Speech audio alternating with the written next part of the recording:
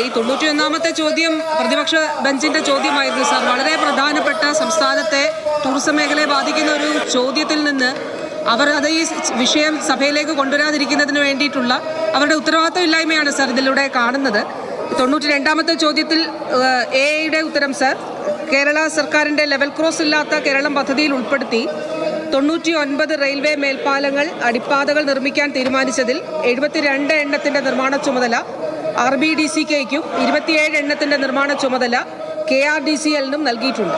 ഇവയിൽ കാസർഗോഡ് ജില്ലയിലെ കാഞ്ഞങ്ങാട് ROB, കോഴിക്കോട് ജില്ലയിലെ ഫറോക്ക് ROB, തൃശൂർ ജില്ലയിലെ ഗുരുവായൂർ ROB, ചിറങ്ങര ROB, എറണാകുളം ജില്ലയിലെ മുളന്തുരുത്തി ROB, കൊല്ലം ജില്ലയിലെ മാളിയേക്കൽ ROB, കോട്ടയം ജില്ലയിലെ കാരിത്താസ് ROB, കണ്ണൂർ ജില്ലയിലെ കൊടുവള്ളി ROB, മലപ്പുറം ജില്ലയിലെ നിലമ്പൂർ അടിപ്പാത എന്നീ 9 റെയിൽവേ മേൽപ്പാലങ്ങൾ അടിപ്പാതകൾ എന്നിവയുടെ നിർമ്മാണം പൂർത്തീകരിച്ച് ഗതാഗതത്തിന് തുറന്നുകൊടുത്തിട്ടുള്ളതാണ്.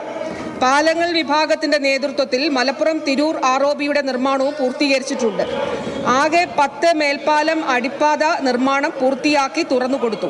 നിലവിൽ നിർമ്മാണം പുരോഗമിക്കുന്നവയുടെ വിശദവിവരം ഈ ഉത്തരത്തിന്റെ കൂടെ അനുബന്ധം ആയിട്ട് ചേർത്തിട്ടുണ്ട് സർ. ബി, സംസ്ഥാന സർക്കാരിന്റെ ആവശ്യപ്രകാരം 39 റെയിൽവേ മേൽപ്പാലങ്ങൾ അടിപ്പാതകൾ 100% റെയിൽവേ ഫണ്ടിങ്ങിന് അനുമതി ലഭ്യമാക്കിയിട്ടുള്ളതും ഇവയുടെ നിർമ്മാണ ചുമതല 26/3/2025 തീയതിയിലെ സർക്കാർ ഉത്തരവ് പ്രകാരം KRDCLന് ആണ് നൽകിയിട്ടുള്ളത്. ഉത്തരവിന്റെ പകർപ്പ് അനുബന്ധം B ആയി ചേർത്തിട്ടുണ്ട് സർ. കൂടാതെ ലെവൽ ക്രോസ് ഇല്ലാത്ത കേരളം പദ്ധതിയിൽ ഉൾപ്പെടുത്തി KRDCLന് ചുമതല നൽകിയ 27 ROBകളിൽ 19 എണ്ണത്തിന് സംസ്ഥാനത്തിന്റെ ആവശ്യപ്രകാരം റെയിൽവേയുടെ ഫണ്ടിങ്ങിന് അനുമതി ലഭിച്ചിട്ടുണ്ട് സർ. ഉത്തരം C, റെയിൽവേ മേൽപ്പാലങ്ങളുടെ അനുമതി, റെയിൽവേയുടെ അനുമതി തുടങ്ങിയവ ലഭ്യമാക്കുന്നതിന് കാര്യക്ഷമമായ ഇടപെടലാണ് പൊതുമരാമത്ത് വകുപ്പ് നടപ്പിലാക്കുന്നത്. പ്രവൃത്തികളെ പരിശോധിച്ച് ഇവയെ സംബന്ധിച്ച് കൃത്യമായ പരിശോധന മന്ത്രിതലത്തിലും സെക്രട്ടറി തലത്തിലും നടത്താറുണ്ട്. നിർമ്മാണത്തിനായി സൈറ്റ് ഹാൻഡ് ഓവർ ചെയ്യുന്ന സമയം മുതൽ നിർമ്മാണം പൂർത്തീകരിക്കുന്നതിനുള്ള കാലാവധി നിശ്ചയിക്കപ്പെടുകയും ആ കാലാവധിക്ക് അനുസൃതമായി ഓരോ പ്രവൃത്തിയും പൂർത്തീകരിക്കുന്നതിനുള്ള ഷെഡ്യൂള് തയ്യാറാക്കുകയും ചെയ്യുന്നുണ്ട്.